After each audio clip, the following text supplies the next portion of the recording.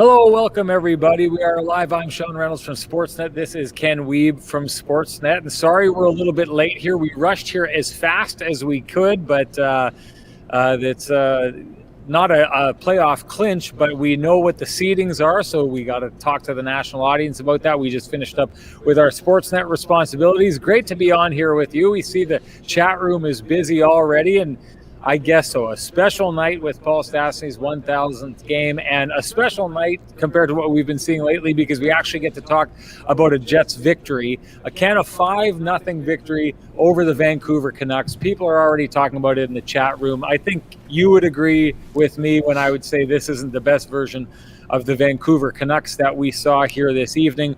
But what are your takeaways from this 5-0 victory?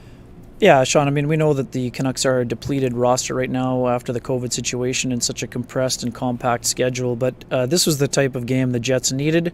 We know they were flustered after the offensive performance last night, having 40 shots on goal and only beating Thatcher Demko once. The top line busted out in a very big way. Kyle Connor scoring for the second time in as many games, Mark Scheifele getting to the net for a tip-in, and Blake Wheeler with 2 goals and 2 assists in a 4-point game on a night we found out afterward that mysterious undisclosed injury that Wheeler was playing through earlier in the year, where we knew he was playing through an injury, we didn't know what, fractured or cracked ribs, multiple ribs in that situation. Certainly an interesting development hearing Wheeler talk about it, saying he just felt like he could contribute, and even though he was playing through the pain. And Paul Maurice obviously talking about Blake Wheeler's high pain tolerance and the fact that they couldn't really do more damage to them. So that was an interesting development. And then Dominic Toninato saying his absence early in the year was COVID related. Yes. And actually Toninato saying that he actually came back earlier than they expected. He couldn't go into too much detail, but that was an interesting development as well. And obviously Connor Hellebuck, we know what happened, Sean. I mean, we know at this time of year when you're talking about injuries, sometimes you have to take the reports with a grain of salt. So when Connor Hellebuck missed, sat out the last game and Eric Comrie backed up, I think some folks had the spider senses tingling, if you will. But obviously we know that Hellebuck, he wasn't overworked, we know that. But 4th shutout of the year, I think that will put to rest any concerns about whether he'll be ready for game 1 of these Stanley Cup playoffs, which, again, as you mentioned, Jets and Oilers, I mean, bring it on is what I say to that. I think it's going to be an absolutely fabulous series, and I can't wait for it. Let's back up to the Wheeler injury. The broken ribs, you had said, and I'll give you credit, you were way out ahead of this, suggesting in this space and other spaces where we talk that he was injured. You were convinced of it. Paul Maurice had said it's Wheeler, and did he say Rob DeMaio? Yeah, Rob DeMaio, yeah. Rob DeMaio, the only 2 players he's ever known in his, since the mid-'90s coaching, players that he's seen play through cracked ribs before. I know what that is like. I broke ribs and played hockey about 2.5 weeks after cracking my ribs. I cannot imagine what it would be like to play hockey with broken ribs, like right out of the gate. When I broke them in a hockey game, and my body was essentially locked up and paralyzed. I could barely move, and I was like that for hours until I went to the hospital. So, Paul Maurice will talk time and time again about the pain threshold of Blake Wheeler. He told us also, and I don't know when this was, he didn't specify, but in his time here, Blake Wheeler has played through a cracked heel or a broken heel before.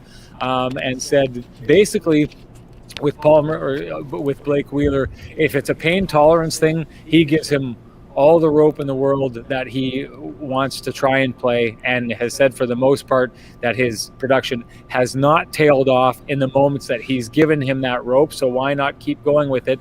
That's clearly been the case in the past. I think it probably affected him earlier this year, Ken. We took a look at the way he played, the numbers that he was putting up. It seemed to clearly have caught up to him this year, and despite being played a lot by his coach. But boy, oh boy, is he rounding into form. Let's get into that right away. But first, let's bring in our guest today, Mike McIntyre from the Winnipeg Free Press, making his debut on the Kenny and Renny show. It's about time we had you on. What did you take away from Blake Wheeler's comments about his ribs, his ability to play through the pain, Paul Maurice's take on him playing through that as well? I mean, I think we all recognized Blake Wheeler wasn't 100%, and whether it was pride or something else early in the season that prevented him maybe from talking about that. His shifts were very short. He just didn't have the explosive power or release when he was skating on his stride, and he really wasn't playing physical. So there was a lot of talk that it was perhaps rib related or something along those lines. And interesting now that it comes out with one game left now in the regular season. Better late than never, I suppose. But I'm with you, Sean. I mean, that would have been a very tough injury to play through. And I guess the bigger question becomes, was it wise to keep him in the lineup at the time? And, Paul Maurice sort of addressed that, gave a very lengthy answer. And it would seem that he deferred to the captain and his high pain tolerance. He didn't believe Blake Wheeler was costing the Jets, therefore keeping him in the lineup as he did. And, it led, of course, to some tension. Blake Wheeler was getting a lot of questions about his play. There was fans and media critics about that. And, I just wonder, in hindsight, a lot of that probably could have been avoided if everyone was just maybe a little more upfront at the time. Yeah, the one other thing too, just quickly, some folks are asking why didn't he just sit out? So the timing is what we need to remember here when it came to the injury. I don't know exactly when it happened, but I have a feeling it was somewhere around. There was an exchange with Eric Goodbranson behind the net in one of those games. Those two went at each other quite voraciously in that series early in the year. Part of the problem for the reason that Wheeler didn't sit out right away is simple. Patrick Laine was hurt, and then after the trade was made, Pierre-Luc Dubois was in quarantine. So I understand. I mean, again, it's easy with the benefit of hindsight to say Wheeler should have just sat out. Right. I think the bigger issue was that we should have probably seen a reduction of Blake Wheeler's minutes rather than sitting out, because we know he can play through it. But as a lot of folks are saying, I mean, with those cracked ribs, we could see it. He's taking 20, 30-second shifts because the guy literally cannot breathe. Right. So to me, that was the bigger issue. I would have liked to have seen Wheeler's minutes reduced to that 15-minute range, but I have no problem with him playing through pain. But I think that was one thing that certainly could have helped. And I think probably the reason, I know what you're saying, Mike, in terms of avoiding the messy part, is that I think that they didn't want to make Blake Wheeler a target. If he has cracked ribs, I think there were some games against Calgary. Speaking of players who may be targeting certain things, again, I think that was probably part of it. But again, Blake Wheeler definitely has found another gear here late. I think that's now seven out of 8 games with a point. So the Jets need Wheeler to be going, and they also need Kyle Connor going. For him, scoring 2 games in a row, I think, is a big development because we saw he was not very dangerous in those 7 prior games.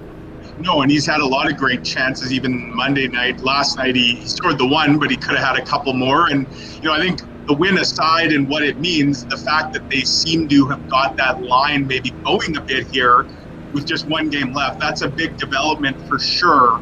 And a healthy Blake Wheeler, I think, makes a world of difference. And, maybe he seems to have a bit of a chip on his shoulder this year. And we saw it again today post-game, take the little shot about, you guys didn't seem to think I was helping the team. So that mentality, I mean, a motivated Blake Wheeler, that us against the world, that might actually serve him well here down the road. Guys, I wonder about this because Wheeler always has a chip on his shoulder. This is nothing new.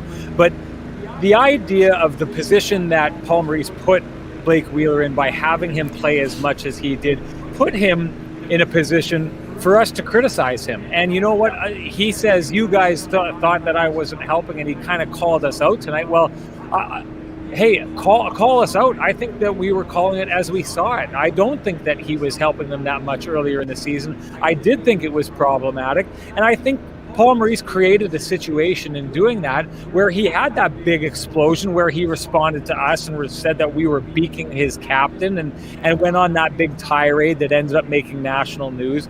And I mean, that's the other part of this that I wonder is when you've got a captain who at the best of times clashes with the media, to put him in a position where, okay, we're going to let you play and we're going to let you play through this, but it puts you in a position where you look exposed and you look like you may be aging, which I think everyone is waiting for that to happen. I mean, I think that, that's one of the things that maybe they don't care about that. Maybe they don't take it into consideration. But, they got their backs up when we responded about the way he was playing. And I guess the thing I just want to say is, how could they not have expected that? How could they not have expected to put him out when he couldn't breathe and when he couldn't contribute the way he was supposed to contribute? What were they expecting of us to say? I don't understand. I don't know. Yeah, and I recall, Kenny, I mean, you and I had the conversation. I think we thought once Pierre-Luc Dubois, got out of quarantine and made his debut, that maybe that would be the optimal time to sit Blake Wheeler down for a few games. And again, we didn't get to explore it in depth tonight. I wonder if perhaps at that point, maybe they felt that he was past the worst of it and it turned a corner, I guess. But, in hindsight, for sure, maybe giving Blake Wheeler a game or two or even a week or two might have actually served everyone. And a little transparency probably would have went a long way. I agree, Sean. Yeah. Yeah, the one other thing, too, that we should touch on, I mean, the other thing that Wheeler can provide is that elite level passing on the power play, which was so good out of the gate. So we know that the 5-on-5 play was definitely an issue for that line as a whole. But because Wheeler's ability to run the power play, I think that was probably one of the other reasons why he was kept in the lineup earlier. Guys, we touched on it a little bit earlier, and people are getting into that. But I take a look at that Scheifele, Wheeler, Connor trio tonight. I think that was the best game, and I know they don't have the largest sample size, but I thought that was the best game we've seen from them this year. Ken, do you agree? Yeah, absolutely. I mean, again, we've seen signs of it, but this was sort of the 2018 in a nutshell. And again, let's not forget, yes, it came against a depleted Vancouver Canucks roster that was playing back-to-back games, but that's the way that line needs to play. They need to be pushing the play, using their speed, but also getting to some of the dirty areas. You saw some of the finesse plays. I mean, Kyle Connor finding Wheeler on the back door, but you also saw Mark Scheifele go to the front of the net for that tip-in. So, and the way they used their speed, that was the other thing. The puck possession game has been there, but it hasn't necessarily translated into as many dangerous scoring chances, whereas tonight they were pretty dangerous as a line. Well, and the fact that all 4 goals they scored tonight were 5-on-5 goals. I mean, this wasn't them just piling up the points on the power play, and we've seen that. And, I mean, every goal is a goal. They all count the same. But the fact they did their damage 5-on-5, for a Jets team that, let's face it, they haven't been scoring really any way 5-on-5 power play, but to get some 5-on-5 action, to get the good vibes flowing again here, really couldn't have come at a better time. TS asking here, what's the difference from last night? The haircuts, I get the joke, but the difference between this game and last night, Blake Wheeler said that it's just a matter of they thought they played the same game last night and they just started going in. Do you agree with that, Ken? I think they had a little bit more jump, but again, the one thing that we didn't really get into, I just heard the stat from the pregame show with Paul Edmonds and Paul Maurice. I mean, the Jets had, I think, 8:30 in offensive zone time, and that's a ton of zone time for a team. And they did, again, I said this last night on the postgame show, although folks were not having any of it. They had 40 shots, right? This is a team that struggles to get 30 shots most nights. They had 40 shots, so there were plenty of opportunities to put the puck in the net, but it's funny. I mean, the whole thing, Jeff Hamilton asking, what's the difference between pouring in 5 and being snake bitten? I mean, one day later, right? And it's just all about the feeling. I mean, I think the big revelation, I mean, and it's not a surprising one for what we've seen, but Blake Wheeler saying this is the most adverse he's been part of in his entire career. I mean, that tells you the emotional toll that losing 9 of 10 had on that group. And again, when you're constantly being told about how great an offensive team you are, and then suddenly you can only score 17 goals in 10 games, there were some serious tests. I mean, yes, we know Paul Maurice is putting on a brave face, and he did it again today, saying that he wasn't seeing it the same way as we did in the last 2 weeks. Again, that his job is to sell hope. We get it. But this is the type of game. Again, let's not go crazy. Just like not going crazy after yesterday, Game 1 is what matters. But this was an important step in terms of getting their mentality to Game 1 that they need in terms of getting those good feelings. I mean, Connor Hellebuck with another classic Hellebuckian moment. Going into the playoffs losing doesn't work ever, I think, basically is what he said. So, I mean, these guys know they needed to get something going. I mean, what are we going to see on Friday? It's not now. Really is truly a meaningless game for both sides. Yeah. That'll be interesting to me. And I mean, now, Mike. I mean, would you even play Hellebuck now? I mean, I know it could be a break, but he posts a shutout in his last game, feeling good, healthy. I mean, I think that's a Laurent Brossoit game now. I don't think that him playing 30 minutes makes much of an impact.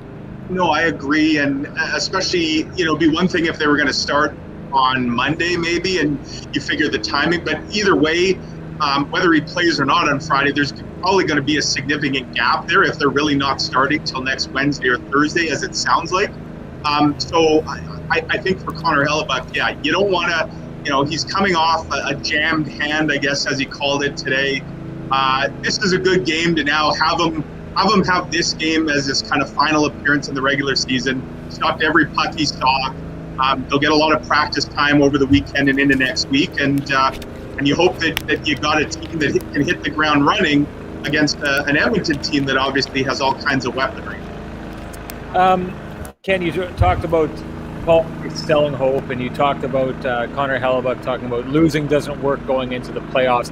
The one thing that always fascinates me about this team is their ability to kind of, the house is burning around them and kind of look like this is just not a big deal to them. I am blown away with, we're still looking at a team that's lost 9 of its last 11 games.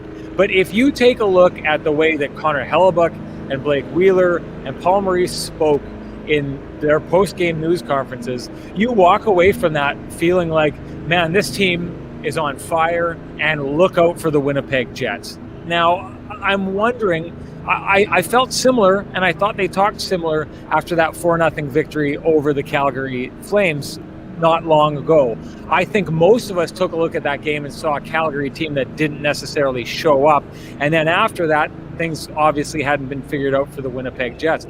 I think all of us take a look at what Vancouver did here tonight, and I see a COVID-weary team that gave up a bunch of odd-man rushes, a couple breakaways, some chances that, it's the reason I asked Paul Maurice after the game if is this the kind of offense he expects from his team in the playoffs, when he said it was just going to get harder to score. It didn't look like it was overly hard for the Winnipeg Jets tonight. Yeah, Mark Scheifele's in front of the net and he tips the puck in, but it's not like he's fighting for that spot. He's standing there and there's a guy standing behind him. But it was a lot of kind of rush kind of chances. It did not look like a playoff game to me. So I guess the question is, are the Winnipeg Jets back? Can we take away from that, from what Connor Hellebuck says, that they win that game and that's enough for them to go in the playoffs on?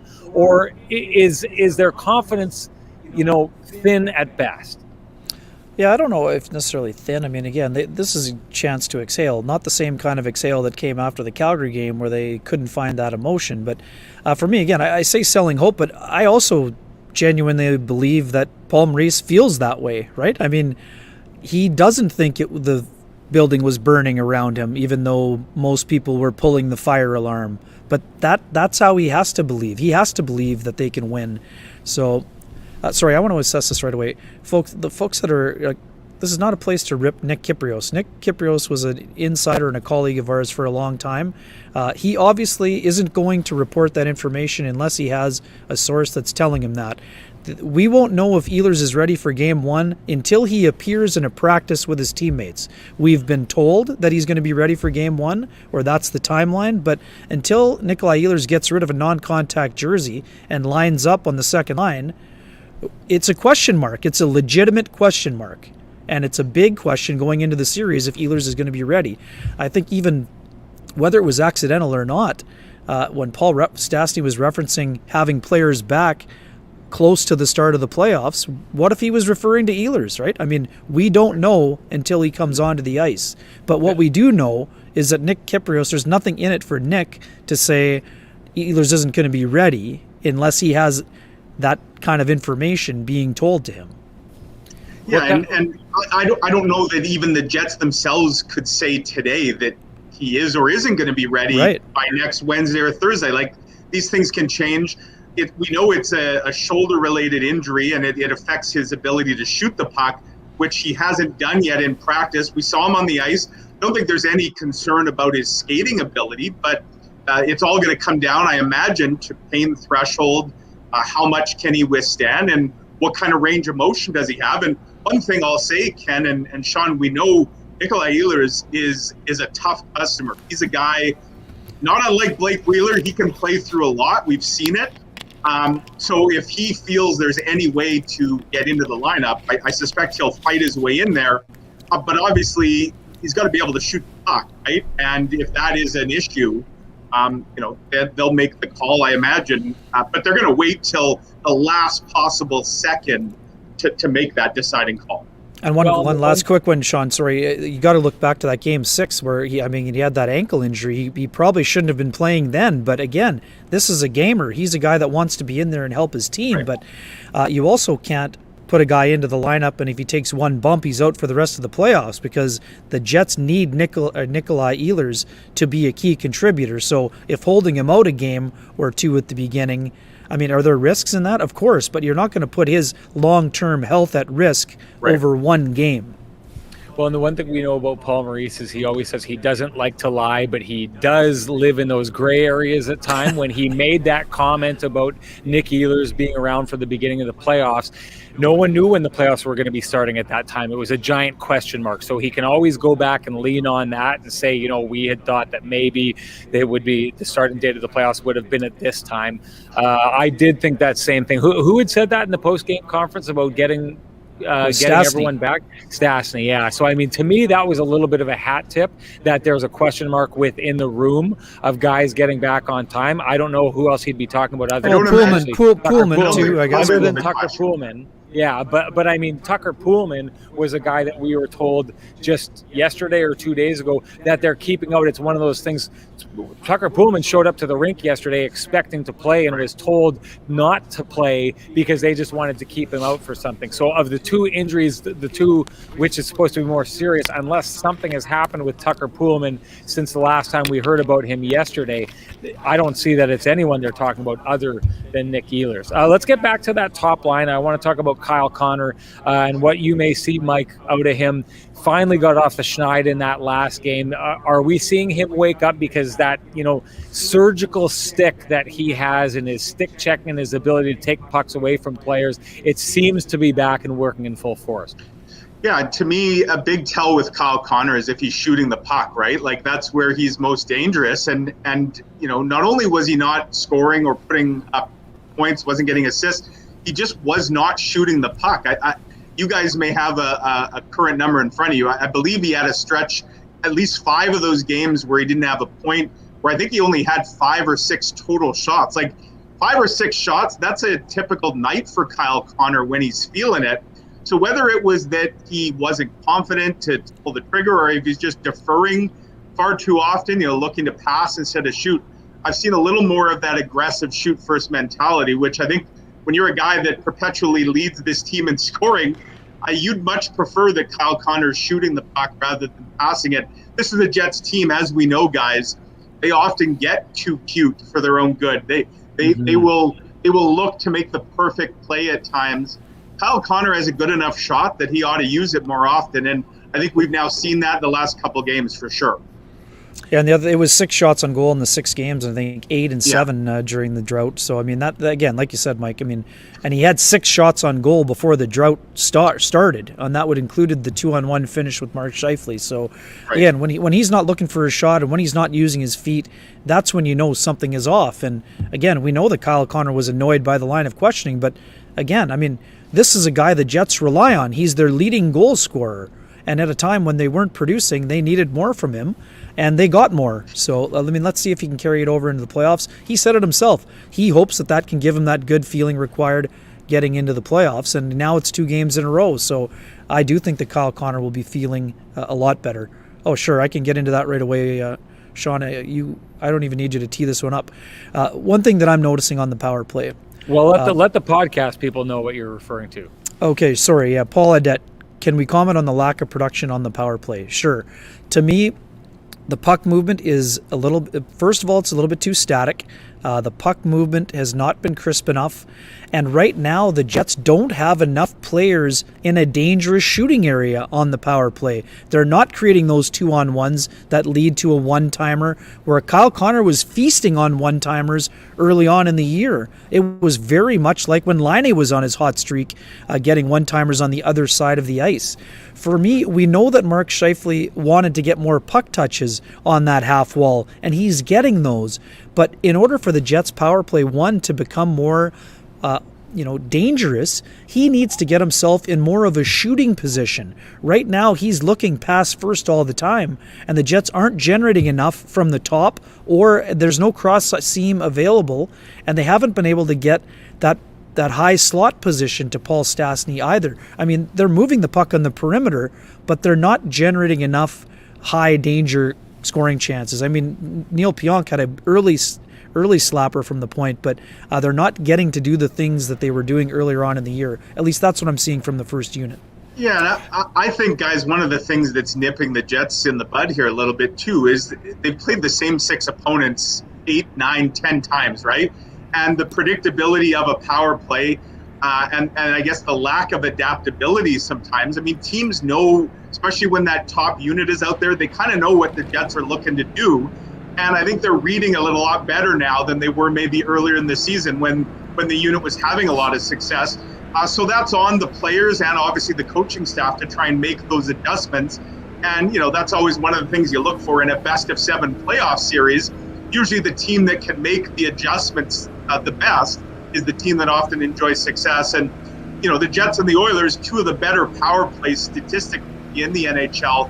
One is running a lot hotter than the other right now, and that could end up being a critical component of whether the Jets can enjoy any success against Edmonton. Yeah, and we know that power play has been incredible against the Jets also, right? Even on the rare nights where the Jets have kept McDavid under wraps at 5-on-5, he still finds a way to get a point or two on the power play, which has been very dangerous. So that'll be super interesting.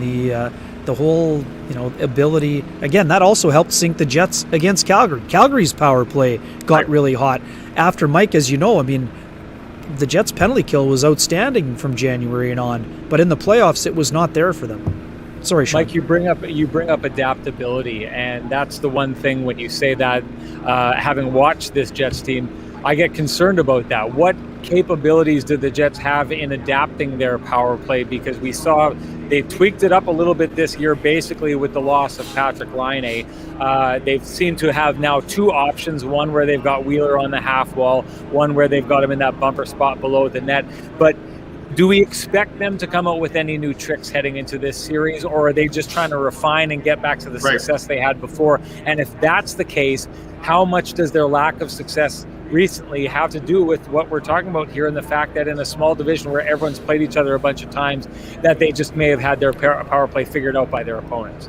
Yeah, I mean, I generally consider myself a glass half full kind of guy on everything in life, and I would think that this Jets power play just has too much talent to not find a way to get some production. That they just have, they have the skill, they have the track record for sure, and they should have enough body of work that they can go back to, whether it's on video, film study, that sort of thing, to find those ways to gain some success. And they also have, which is very unusual in this year, guys, is the team they're going to meet in the playoffs. They'll have played more times than they've ever played a playoff opponent before, right? So, and we know the Jets started off really hot against Edmonton this year.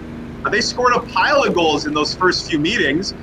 The Oilers obviously figured out a way to kind of make some adjustments and really clamp down against Winnipeg. Now the ball is kind of in the Jets' court here to try and find some counter moves to try and figure the Oilers out. It really is a chess match, and I would say there's a lot more evidence for the coaching staff and the players to pour through than they would have had in a normal season. Yeah, and the goaltending matchup's so intriguing, right? I mean, obviously Mike Smith has had a couple of heaters that he's gone on in the playoffs, and then there's been a couple times where it hasn't gone well, sometimes through no fault of his own, but he has been the better goalie in this series. Oh, there is a challenge. I mean, Sean and I talked about this a lot yesterday, about whether or not Hellebuyck's going to be ready. I think Hellebuyck is going to be ready for the challenge of going head-to-head with Mike Smith. How about you? I want to hold on. I want to talk about that top line. I want to talk one last thing before we get them not out of the way, but before we kind of move on to some other things. I thought their forecheck was absolutely ferocious tonight, especially at the beginning of the second period. They were just simply waiting for the other team to turn over the puck, applying a ton of pressure. My question is, and again, I couch this all by saying I thought we saw a very tired Vancouver Canucks team tonight. Where do you think this working top line of the Winnipeg Jets gets lined up against this Edmonton Oilers team? And do you think they're capable of shutting a line down like that? Well, I'll jump in first. I mean, if I'm Dave Tippett, they have home ice advantage. Connor McDavid has feasted on Mark Scheifele this year, right? So is that a matchup? If you're the Oilers, like, do you almost look for that matchup just based on the success that you've had head to head? I don't know what the final number ended at. I believe there was a point, guys, late in the season series here where I think there had been 10 goals at one point scored 5-on-5 when Connor McDavid and Mark Scheifele were on the ice together. And I believe 9 of the 10 were scored by the Edmonton Oilers. So, they had a distinct advantage. And so if you're the Oilers, I mean, why wouldn't you maybe look for that matchup, right? Power on power, strength on strength, when you've carried the majority of play. What do you think, Ken? Yeah, I think that's what Dave Tippett will look for sure. And I think that Maurice will try to get Lowry out there as much as he can. And, I think it will be interesting to see what goes from there. I think that Paul Stastny can go up against Draisaitl if those guys are on separate lines.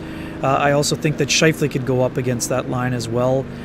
You have to make those guys defend. That, no matter what else. And Sean, to your original point about the Jets' top line, if they're out there against McDavid, they need to have puck possession. They cannot be chasing Connor McDavid, because we know he only needs a split second to get up and down the ice and put the puck in the back of the net. That's the thing that has been frustrating for that Scheifele line, Mike. They've had long stretches where they've been able to do what they thought were all the right things, and then they turn the puck over, they look over their shoulder, it's a 2-on-1, McDavid and Draisaitl, and the puck's on the back of the net. And there's all this frustration over, well, what else can this group do? I mean, until they shut him down, that's going to be the big question mark. And Paul Maurice fully embraced it in a joking manner. I'll tell you 412 times that we got to shut down McDavid and Draisaitl, and if he's worth his salt, they'll find a way to do that. I mean, I don't think it's that simple, but it's certainly a big priority. We know the Oilers' depth is one thing that is in question. Their defense has improved dramatically, both in terms of their back end as a six-man unit and in terms of their team defense. But that's another area where the Jets' offensive weapons up front have to find matchups that they can win on the third and fourth lines, because we know that the top six battles are going to be challenging. So that's where I wanted to go next, because I'm fairly certain that we're going to see Scheifele against one of the top two lines, Lowry on the other top two line. I'm expecting mostly Draisaitl and Lowry taking on Draisaitl, and the Jets' top line going up against Connor McDavid. That leaves, exactly as you said, the depth that the Jets were supposed to be rolling out on a team like Edmonton and taking advantage of it. Are there any signs that Pierre-Luc Dubois is in a space to be the guy to do that the way that he's been playing as of late? Ken? Yeah, I liked his game yesterday. I thought he was a little bit quieter today. Again, physically engaged. You saw him get involved with Tyler Graovac, but it'll be interesting. I personally think that Dubois is looking forward to the reset. I'm not taking him off the hook. We know it's been a challenge for him in the regular season. There's no doubt about that. 16 games now without a goal. But I do think he can be I'm going to put it this way. He'll have to be a difference maker in this series, or I don't see a path to the Jets winning the series. I thought it was really interesting that they flip-flopped Perreault back with Lowry and Appleton late in the game.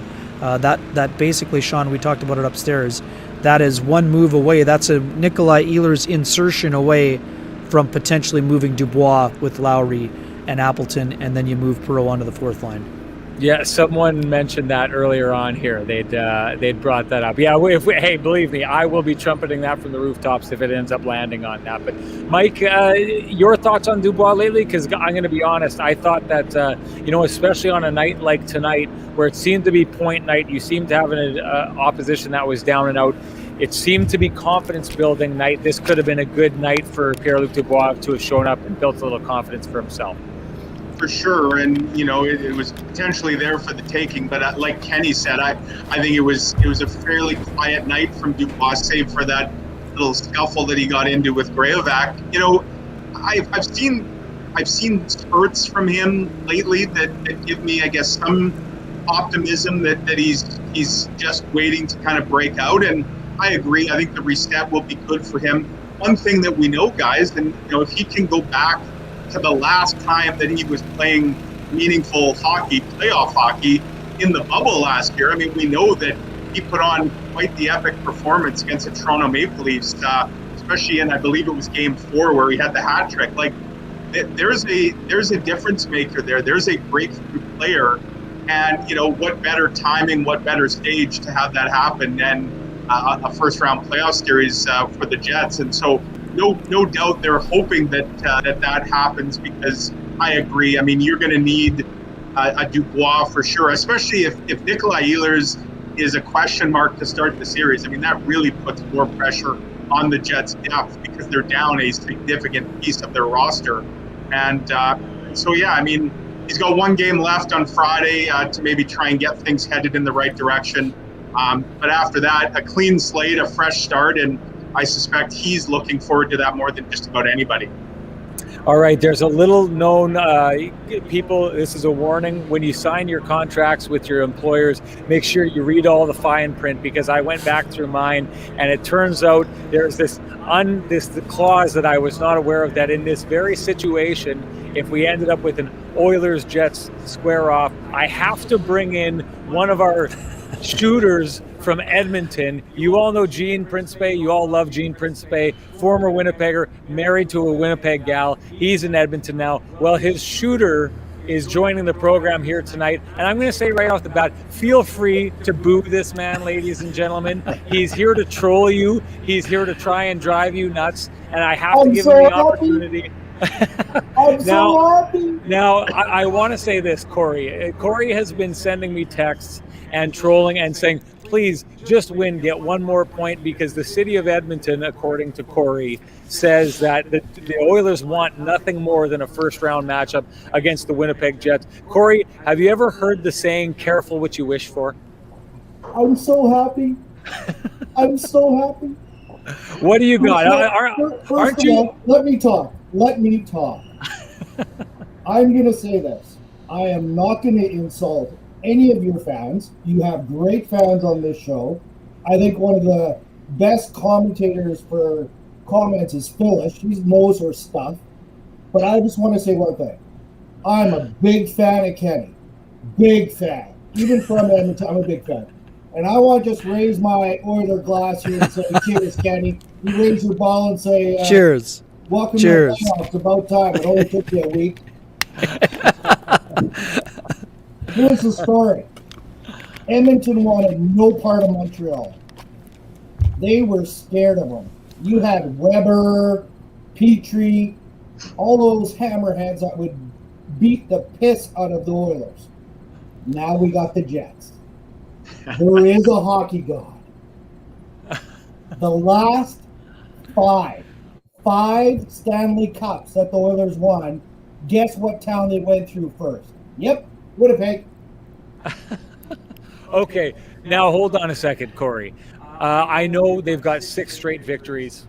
I know that it looks dark right now. I know that the Jets have just won 9 of their last 11 games, but is there not a part of you that's seen what this Jets core has done in the past? And is there not a part of you that looks at the depth that is here, that if it can be awoken, may create problems for a team that has over 50% of its scoring coming from 2 players?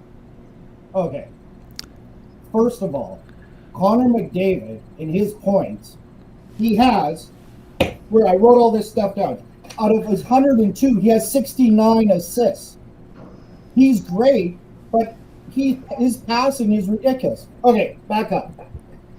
Toronto was good against Edmonton because they had a great back end, and they were able to shut them down. Winnipeg, love your fans, but you don't have Toronto's defense. Second of all, and I talked to Sean, Kenny, once again, big fan, bud. Big fan. Sean average. Anyway. He watches the show, ladies and gentlemen. You got to give him credit. I got to say this. When Mike Smith plays, the Jets do not have a forecheck to go against him. Because when the puck's coming in, it's coming out just as fast with Mike Smith shooting it. Your forecheck will not work against the Oilers. And then you have Connor sitting on the blue line waiting for him. Then you have Draisaitl. Then you got Nuge.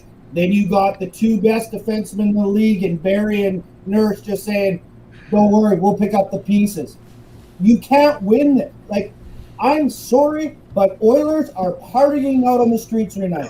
We've all got our shots, and we're streaking down White Avenue. We are so happy to have the Jets. Thank you. Thank you for winning. Thank you, All right. Jets fans. All right, Corey, I've fulfilled my contractual obligations. We appreciate you showing up. You're here to troll people night in and night out. I wanted to give you an opportunity to have your say, and that's it. That's all you're going to get. I'm cutting you off. Any last words before I boot you out of here? Okay. The first game is going to be probably May 20th. And I will come on this show if, God willing, the Jets win, no chance. I will come on here when the Oilers win because I don't want to rub it in because I'm not that guy. But Okay. I will come on here if the Jets win and take the punches and take the shots and but at the end of the day, the Oilers are flying to Toronto. That's all I gotta say. Well, all I heard out of what you just said, Corey, is you agree to come on the show as a punching bag when the Winnipeg Jets put up a win against the Oilers in the playoffs. We appreciate that. Thanks for joining us, Corey. Thanks Enjoy for the being a good playoffs. sport. And thanks for giving our fans an opportunity to get some of the booing out that they haven't been able to do during this Jets stretch of losing 9 of 11 games. Thanks. Jets have great fans. Your time's up, Corey. Your time's up. You've had your say. You're out of here. Thanks for showing up, Corey. All right, guys. Yeah, I'm starting to wonder. I got an email earlier today from a fellow that I'm wondering if it was actually Corey because he suggested that the Oilers were going to have such an easy time against the Jets that he wondered if Dave Tippett might consider, and I quote, resting Connor McDavid and Leon Draisaitl for the entire first round so that they're refreshed for the second round against Toronto. That sounds like something Corey would say. Definitely. That sounds like Corey's analysis for sure. Guys, I want to get into the defense because I'm going to start kind of on the back end of things, but Ben and Stanley, do you think that they've solidified their spot potentially in this lineup? I guess what I should be asking is the injury to Tucker Pullman, is that something that the Jets aren't anxious to rush? And is it something that may stretch into the playoffs, whether he's injured or not? Yeah, it's certainly interesting. I'll start here. I think that we know Paul Maurice values Tucker Pullman. Otherwise, he wouldn't have spent most of the year on the top pairing. So to dismiss him outright, I don't think is accurate either. We also know that when used on the third pairing, Tucker Pullman can be a very effective player. And I think actually Pullman had one of his better games in that the second game. I think it was the shutout after the 6-1 loss, going head-to-head with McDavid when he was paired with Josh Morrissey. So I expect that Pullman, if healthy, is most likely in the Game 1 roster. Will he play Friday or not? I don't know. I would say that Logan Stanley has helped his cause this week in terms of being under consideration or serious consideration for Game 1. I thought that pairing was pretty steady today, but I'm not ready to declare a winner for Game 1. I think Paul Maurice has probably decided. I don't think he's going to share that information until Game 1, but we'll see what happens. I think it was telling, guys, that Dylan DeMello was moved up with Josh Morrissey tonight, and Paul Maurice earlier today, pregame, talked about wanting to get Pionk and Forbert kind of going again, right?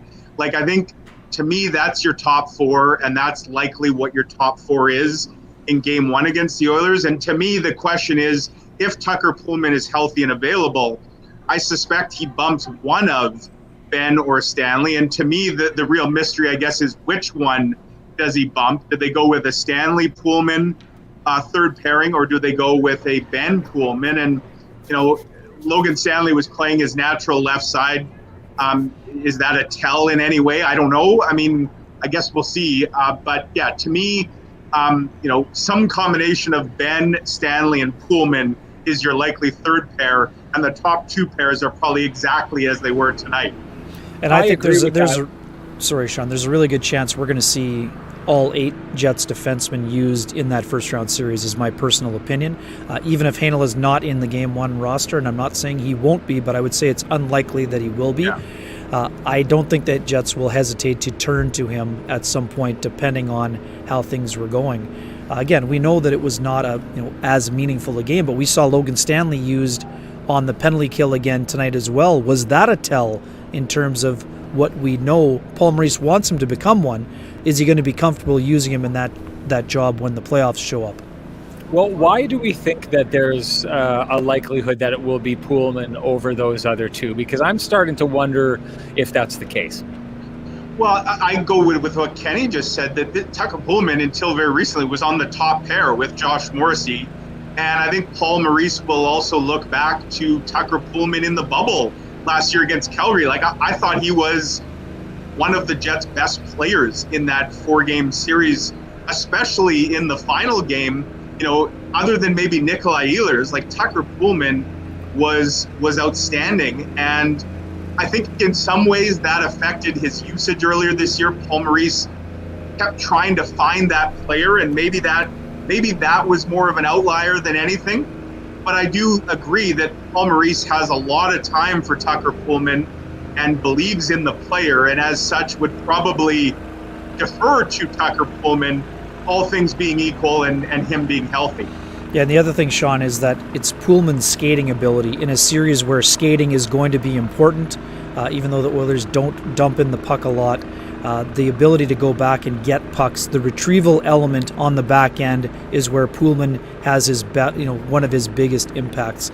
He's not necessarily as smooth on the breakouts as some guys perhaps, but his skating ability and size, even though he's not a huge banger in terms of his physical nature, he's a big and strong guy and he's mobile, so that's why I think he probably has the edge. But Stanley is a guy that can give the Jets a physical element in that type of a series as well, but then you also have the counter where Ben has that experience, so there will be a balancing act there in terms of the back end. But I'll be very surprised if Pullman's not in the Game 1 lineup. It was interesting tonight. I noticed a few times, guys, the Canucks, they didn't have a lot going for them, but I noticed every time Ben and Stanley were out there, they seemed to be trying to exploit that right side. And Ben, he made a couple nice plays, but where it looked like he might get caught, he really had to kind of giddy up to get moving.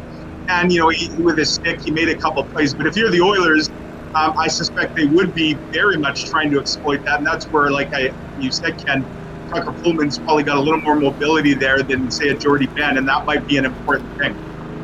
Guys, it looked like we were heading in this direction for a while with Pionk and Morrissey. I think that there's a kind of a stake in the heart of that, unless you're mixing them together as the nuclear option, because of Derek Forbort and where Paul Maurice wants him to get to. Clearly, he's not a guy coming out of the lineup, something fans have called for.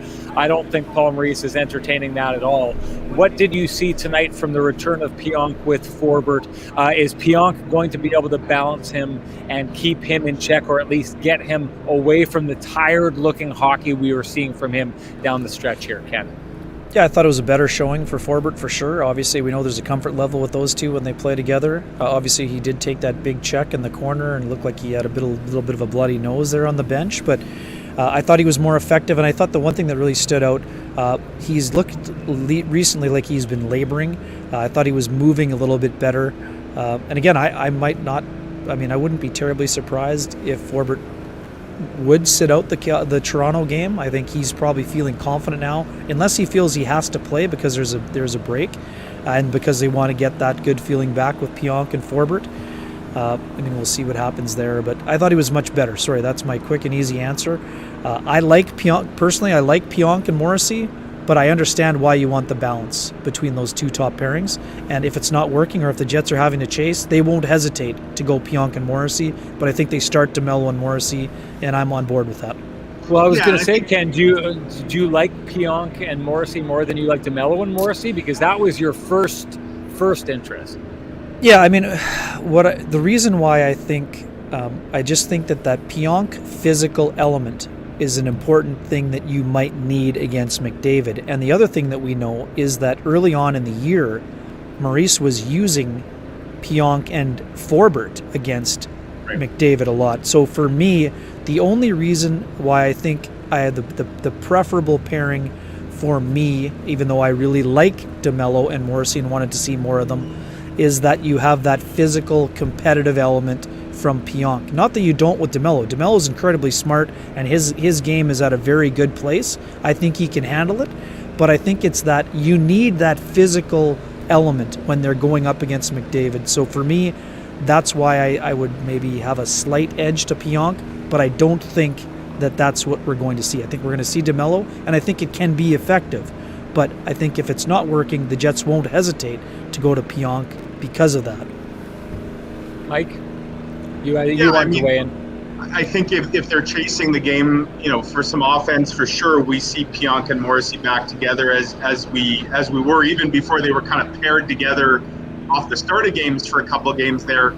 But you're right. I mean, you'd like to maybe spread your puck movers out if you can, and try to get your pairs kind of balanced if you can do that. And it's interesting that Morrissey and DeMello, I think, was the pair guys that we all thought was kind of going to be there from the start of the season, right? And it really wasn't. Granted, Dylan DeMello, with his wife giving birth to their child and him absent from the team there, that maybe set that back a bit. But I think we all assumed that Paul Maurice would go to that, and he really seemed to stay away from it. And for reasons I think a lot of us couldn't totally understand, Dylan DeMello spent so much time kind of on that third pair. There were a lot of games where his minutes, he was 5th or 6th on the blue line in minutes. I think, though, whatever the case, whatever's happened, Paul Maurice has seen now more from Dylan DeMello, that he clearly trusts him more now than he was maybe earlier in the year. He's comfortable with giving him more responsibility, and I think Dylan DeMello has earned that. I think Dylan DeMello has been very steady, quietly steady. He'll never be the flashy player, but that's not who he is. And I like him with Josh Morrissey, I really do. And so I think, to me, that's how you start. But as Kenny said, you've got some other pairs in mind, things you can go to if you need be. And we talk about the adaptability and making those changes on the fly. And the Jets have some different combos that they can look at for sure.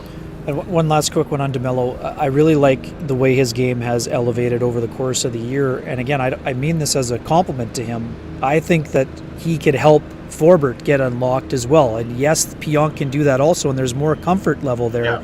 But I think that that's another element of it. I think that you could use that physical nature with Pionk, with Morrissey in that shutdown role, and then you have the smarts of DeMello and the puck moving on that second pairing that could also work.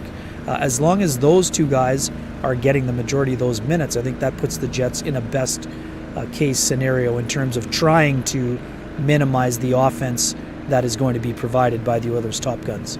How about this comment, guys? Rosgo Pico Train says Edmonton's D is definitely their Achilles heel. I don't agree with this at all. In fact, I think that no team has broken out and neutralized the Jets' forecheck this season the way that the Edmonton Oilers have done so. And I give their defense and I give their goaltender, Mike Smith, the bulk of the credit for that. Have we seen from what this team has been building towards in the last couple of games, have we seen a Jets forecheck that's capable of slowing down a breakout that they haven't really been able to against the Oilers this year, except when Mikko Koskinen was in net?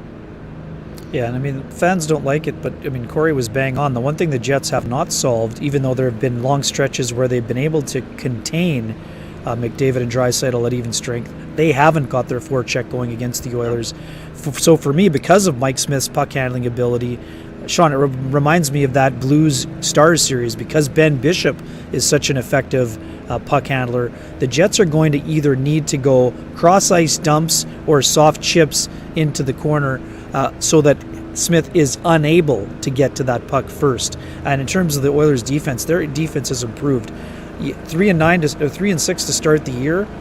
It was a struggle early, but Tyson Barrie, again, there's no award for most improved, but Tyson Barrie in the first 9 games looked like it was not a great fit with the Oilers. He got his mojo going on the power play, and then because of Darnell Nurse's ability, that pairing's been effective for the Oilers. And the other part too, Adam Larson is a guy, people can say all they want about the trade is 1-for-1. Adam Larson has been an outstanding player for the Oilers this year. Not flashy. He's their Dylan DeMello, except he does it in a big, strong, physical body. He's been excellent for them, and I really think that Kulikov was a very smart addition in terms of lengthening the depth on their back end. I believe Corey said that they have the 2 best defensemen in the NHL, and who am I to question what Corey had to say? So yeah, I mean, I agree with what Kenny said. The numbers are the numbers. The Jets have not been able to get much going at all over these last 7 games against the Oilers, right? So, you know, the Oilers' defense, what was seen as a weakness, I actually think it's a strength. I totally do. And I will say this about Corey, and Ken pointed it out. Corey was the one who really pointed out the Mike Smith's puck playing abilities and how much that has allowed the Jets, the Oilers, to neutralize the Jets' forecheck in the games that they've played. Mike, I wanted to ask you, what we saw here tonight, it sounds like Paul Maurice is saying this. Do you see that game that we saw here tonight as being the Winnipeg Jets playoff blueprint? Yeah, I think they're, you know, again, the quality of opponent is going to be significantly different in a week or so from now, but the template, as you say, Sean, of what worked tonight, what was effective, you know, that they got the transition game going. You know, they were pretty clean in their own end. They certainly were using their speed. They were able to exploit, you know, get in behind the Canucks defense at times. I think there's enough good there that, yeah, I mean, look, either way, win or lose tonight, they weren't going into the playoffs with a large body of good recent work to look at. But I think what they were able to accomplish tonight, you know, and they got one more game left, but like Kenny pointed out, it's probably going to be a very skeleton crew potentially of both the Jets and the Leafs. This may resemble more of a Moose and Marley's game on Friday here at Bell MTS. But yeah, I think from what they were able to generate tonight, if they could bottle that up and take that into Edmonton next week, that they will look a lot more dangerous than they had in a lot of their recent games. Ken, you want to weigh in on that? No, just one thing I want to get in before we got the clock ticking here. Big news for Cole Perfetti, who has accepted an invitation to join Team Canada at the World Hockey Championship this year. I know there have been some folks, I mean, Mike, you also wrote it, but Cole, this is a great development opportunity for him. This reminds me of, I think Kyle Connor did it as a young player coming out of the University of Michigan. This is a great chance for him to go, and even again, early on, if he can get into some games, even if it says the 12th or 13th forward, or being around those type of players is going to be absolutely critical, another critical piece in what has already been an outstanding development year. Mike, you and I were both there for that last Moose game where Cole Perfetti looked excellent in terms of his spatial awareness and his ability to move the puck. We knew early in the year he was very effective on the power play, but he really elevated his 5-on-5 play over the course of the season. So, and again, this also reminds me of when Jonathan Toews went with Team Canada after that year at UND. I mean, this is an absolutely great learning experience for him to have this opportunity. There are not a lot of people that can say the pandemic has brought about good things, but for Cole Perfetti, who otherwise would have spent the whole year playing in the Ontario Hockey League, to get a modified season in the AHL that never would have been allowed to happen, and now this opportunity, I mean, I wonder if a few years down the road, we're looking back at, you know, the first half of 2021 and what it did for Cole Perfetti long term as you know, such a huge breakthrough for him. Before we go, let's indulge ourselves in this. Cash Belly says Line A hates hockey. Laugh out loud. Really interesting stuff coming from him. What we always expect from him, brutal honesty. Has a comment to Finnish media that I saw a couple days ago. Basically says that he's not going to go play in the World Championships. He wants nothing to do with hockey after the season that he had. Nightmare season. Everything that could have gone wrong has gone wrong. Ken, let's have this debate right now. Do you see any chance that Patrick Laine signs long-term in Columbus? Oh, not this summer, but I also don't think there's any chance he's going to be traded. So I know that's a theory that I know you floated on occasion, but Jarmo Kekalainen made it pretty clear that his rights are owned for 2 more years, and they plan on utilizing him during those years. And we know the first step has already taken place. John Tortorella is not back. So we know the Columbus Blue Jackets' priority is to get a head coach, and then the next priority is going to be to get a centerman to play with Patrick Laine. And guess what? There's one available. Do they have the pieces to acquire Jack Eichel? That we're not sure. But I'm guessing the chances of Laine signing long-term would be elevated significantly with Jack Eichel signed for 5 more years after this one. One quick thing on Laine. I love the honesty. Love the passion. Always have, always will. But I actually think this is a mistake. I know it's been a frustrating time. I think that's the exact reason why he should go to the World Championship, to remember how much he likes hockey. But I also do understand the mentality to just needing the mental refresher. We know Laine loves golf. He's going to have a great summer on the golf course. He's going to be highly motivated going into next year. Again, this is not the new level for Patrick Laine. I can pretty much guarantee that he's going to be back to Patrick Laine once next summer or next off-season arrives. I think he's going to bounce back mightily, and I think he's going to find his way, because that's just the kind of person he is. He's a driven individual, and this is not going to be the new normal for him. Much like I think the same thing for Pierre-Luc Dubois. Pierre-Luc Dubois, I understand a lot of people are not happy about how it's gone for him.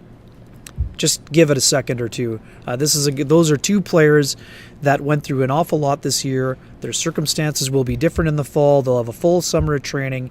Both those players are going to be the guys that both organizations thought they acquired. And again, I think that Dubois is going to be an impact player in the playoffs before he even gets to next season.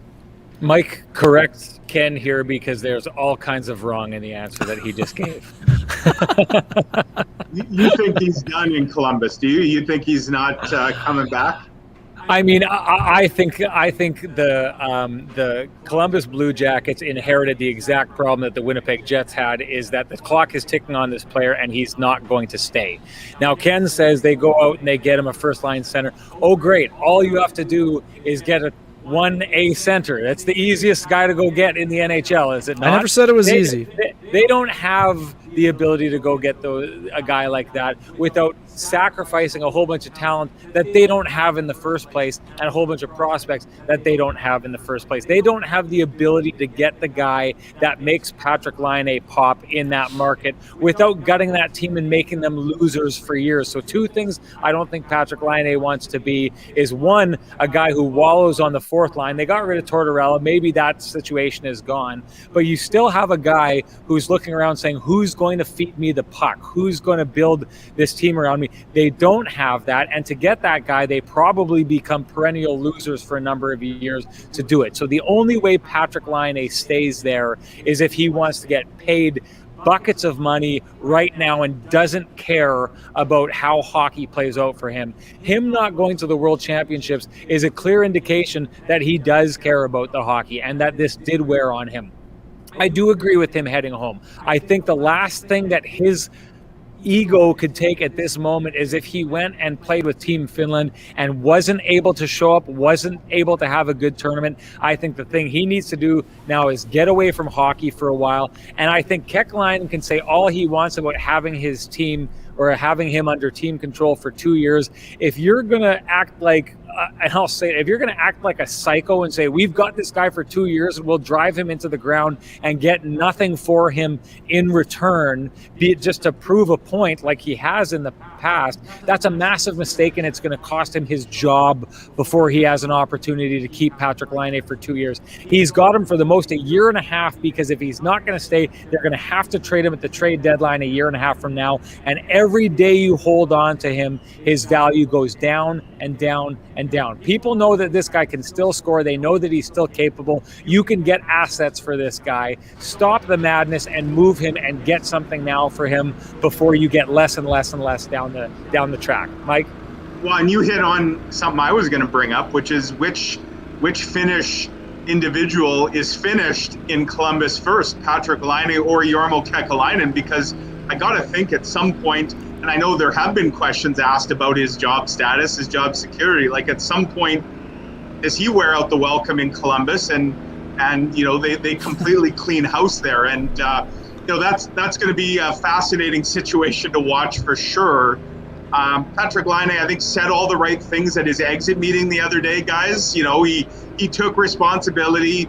He was kind of given an out to maybe blame John Tortorella. And I think Patrick Laine showed some maturity, showed some growth, pointed the finger at himself.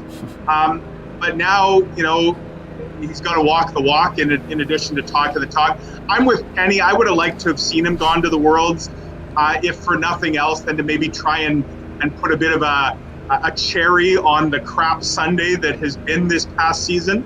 But, we know how Patrick Laine operates sometimes, and hockey is hard again, and maybe some time away will do him well. All right. Unless anyone has any last thoughts, we're going to wrap it up for the evening here. Thank you so much for the comments. Another busy chat room. Thank you for bringing the booze when we brought Corey on the show and putting up with Corey in the show. Those darn contracts. Read them over, everybody. Check us out. We got one last regular season game here before we shut it all down on Friday. Ken and I will be back earlier, 45 minutes before the program, doing our Instagram pregame show, and right here where you're watching us now for the post-game show after that game. Really want to thank Mike McIntyre. It was great to have you on the show. We've wanted to land this big fish for a while, and we got him in. Although a fish who's just getting skinnier and skinnier and skinnier. So proud of what you're doing, Mike. This is three people here. I'm proud to say all three of us, I think, handled the quarantine the right way and lost a lot of weight, and you have been leading the charge in that. So proud of you. So proud of you taking care of your health. Just great to see you looking so good, my man. Appreciate it. I was going to say, when we talked about Cole Perfetti and maybe the pandemic using it for some good, we can all say that maybe in some ways we have as well. But looking forward to seeing what the next couple of weeks brings. Should be a fun series against the Oilers, and I'll be watching and listening what you guys have to say as always. Well, Thanks come again, back Mike. and spend some time with us if you'd like, because we'd love to have you. And I saw there was a request for it earlier on. I absolutely love this song. I'm going to play us out of the show. Oh, with Mike Deshawn hasn't heard it yet, I Headband. don't think. You haven't heard this, Mike? So if you've seen me wear the headband, I have, Tristan yeah. Rivers, one of our viewers, wrote an intro song for the days that I wear it. So I'm not wearing it today, but I love the song too much, so it's taken us out of the show. Here, everybody, is Deshawn's Headband song. Thanks for joining us tonight.